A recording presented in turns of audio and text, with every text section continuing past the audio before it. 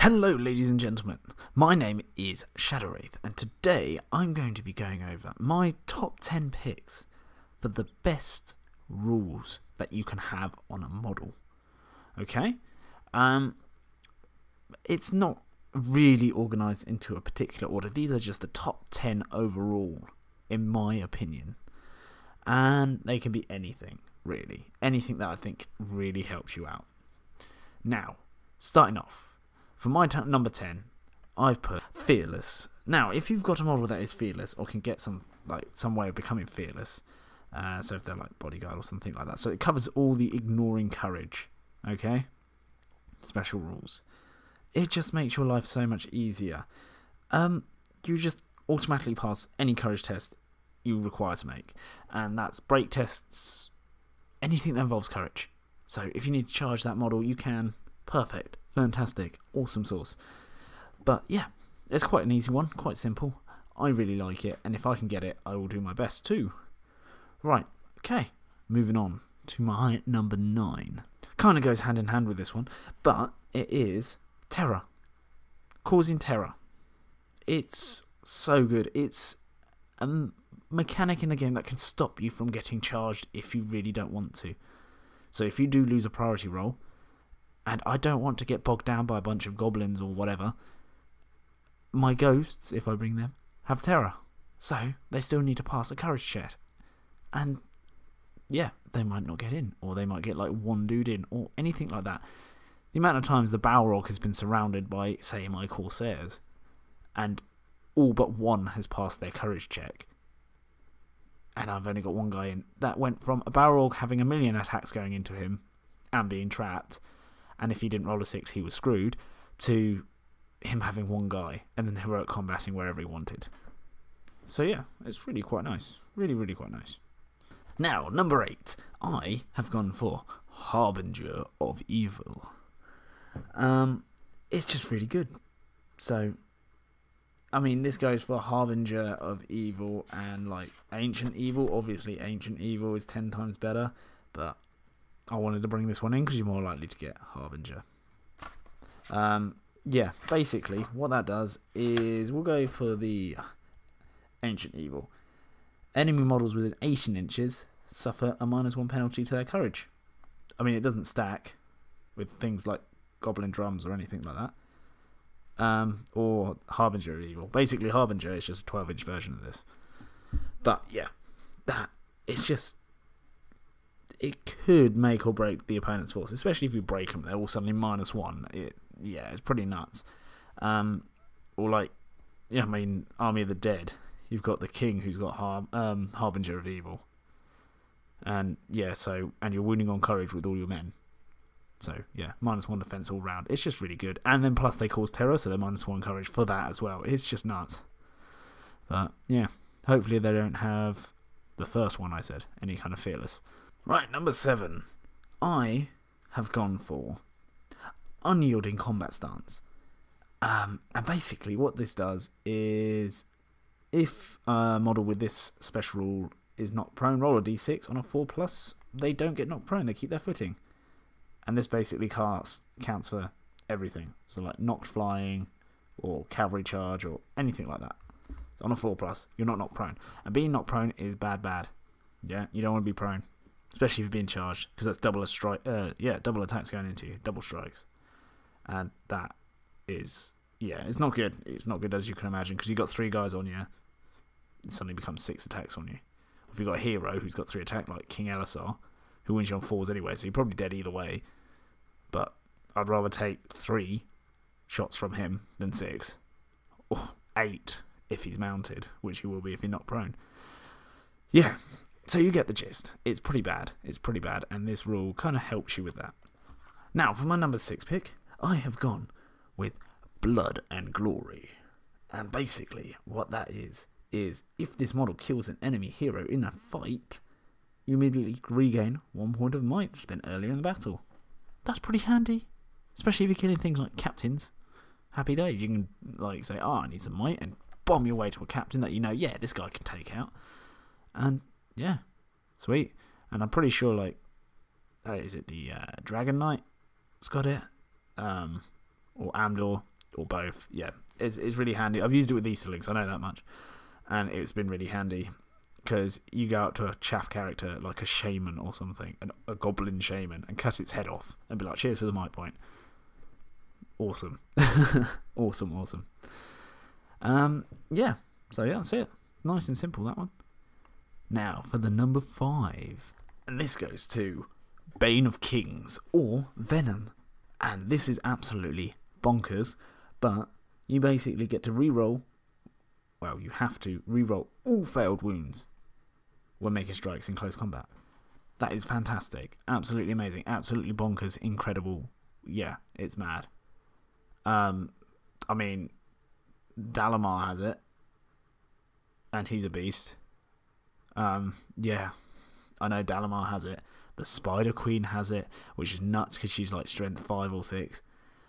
You're probably going to kill whatever you win fight against. It's just, yeah. It's just stopped you from rolling that really naff roll that everyone has done, where you've got, yeah, I'm winning on 3s, and you roll like 3 1s and a 2. Yeah. I mean, we've all done it, come on. If you use a troll, you've done it. But yeah. So, if you've got Bane of Kings, or Venom, you get to re-roll it. Very nice. Number 4, straight up, goes to Burly. It's insane. So, with Burly, when fighting with a two-handed weapon, you just don't suffer the -1 penalty for their dual roll. It's nuts. So you are +1 to wound with no negatives. It's... Just trust me, you can kill so much with +1 to wound. Okay? I'm going to chuck in an honourable mention here. Backstabbers. The only reason that's not on this list is because I put Burly on it, and it does the same thing, but Burly's better. You have to trap the model, and then you get +1 to wound for backstabbers. So, I mean, in some situations, you two-handed weapon and they're trapped. Yeah, I don't know. There's some shenanigans you play there. I know with me, Corsair Reavers, you get the Corsair bonus, so they're backstabbers. So you're +1 to wound when you trap them. And then Reavers, when they go absolutely bonkers, they're +1 to wound anyway. So you're +2 to wound whatever you're killing. And then they're trapped as well. So you get double attacks, and they've got 2 attack standards, so it's 4 attacks at +2 to wound. So you'll never need more than a 4, followed by a 4 to wound anything. That is the maximum you have to roll. 4 followed by a 4. So if you've got 2 Reavers in there, and the rest are trapped by like anything trapped is dead. Especially if it's trapped by pure Reavers. Yeah, that's bonkers. But yeah, Burly. Anyway, if you like Burly. Yeah, it's pretty good. Additionally, Burly models may carry heavy objects and move their full distance. Never come up for me, ever. So, I mean, sure, if you play narrative, that might help, but yeah, whatever. I didn't even know that until I just read it now. So, yeah, that's how much it's come up. I've never picked up a heavy object in the game. Yeah, swiftly moving on, the number 3 slot goes to Monstrous Charge. Now, the reason I love Monstrous Charge is because I hate cavalry. I don't hate it. I love it when I have cavalry. I hate it when the opponent has cavalry. And I just love knocking riders off their horses. It's brilliant. Getting a big old monster, getting straight in there, knocking things over, or like anything with Monstrous Charge. You know? It's absolutely nuts. You get to knock cavalry prone, and monsters that are strength 5 or lower or something. Yeah, it's sorry. So even I'll just read it out. This model will knock to the ground any model that it charges, including cavalry or monster models with a lower strength value than it. So okay, you have to be pretty high strength. Yeah, that's nuts. So yeah, you can imagine what that can do. That's what I like. I like it. So that's why it's my number 3. Anyway, swiftly moving on. Number 2, we have got Master of Battle, and I'm counting this as like Azog's version is the best version. So you just get it. Someone calls a heroic action within 6 inches of the model, you can mimic it. So you just copy it without spending any might, mind you. Azog gets it for free as his army bonus. And then you've got people like Dane Ironfoot, who has to roll a 4 up to get it. And then their captains have to roll a 5 up and stuff like that. And I think Gothmog gets it for free as well. Gothmog just does it, like Azog. Absolutely crazy. and it scares the pants out of people. It's like, you need a heroic move, but if you do, you know your enemy's going to do it for free if this guy's within 6 of them.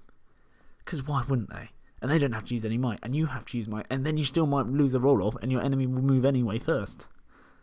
Yeah, it works for everything. Strikes. So yeah, they're scared to call them. Yeah, moves, anything you can think of. Heroic combat, sure, I'll call that for free, because I can. Awesome. Absolutely awesome.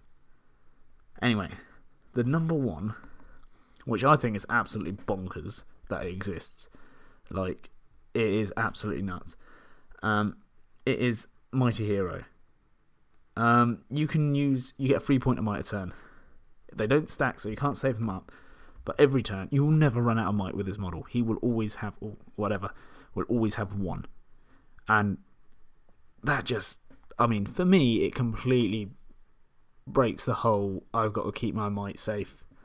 I've got to save it for the right moments and things like that. Because bringing might's a massive part of this game. Massive part. And then you've got Aragorn or Strider or King Elisar, and they just get it for free. It's like, here's a 3 point every turn, mate. And they can just heroic move all the time. And basically, when you lose all your might, any priorities that you win against your opponent, you know they're going to heroic move if they have to. And they'll do it for free, and there's nothing you can do about it. You know they're going to heroic combat every turn, because they can, because it's free. You know, yeah. So, it's one of them things. I love it when I'm using it, I hate it when it's against me. But, I don't. Yeah, it's a hard one. I even feel mead when I bring the Legendary Legion, Return of the King, and Aragorn's just got unlimited might, basically. But at the end of the day, I only save that list for tournaments, so I don't feel that bad. Yeah, so that's my top 10. Thank you ever so much for listening. And if you're feeling especially cheeky today, you might want to hit that like button, or even hit that little subscribe button. That would be absolutely fantastic. If not, never mind. I still hope you have a wonderful day. Shut up in your home. Unless you're one of the rare people that manage to go outside. But hey ho. I will see you in the next video.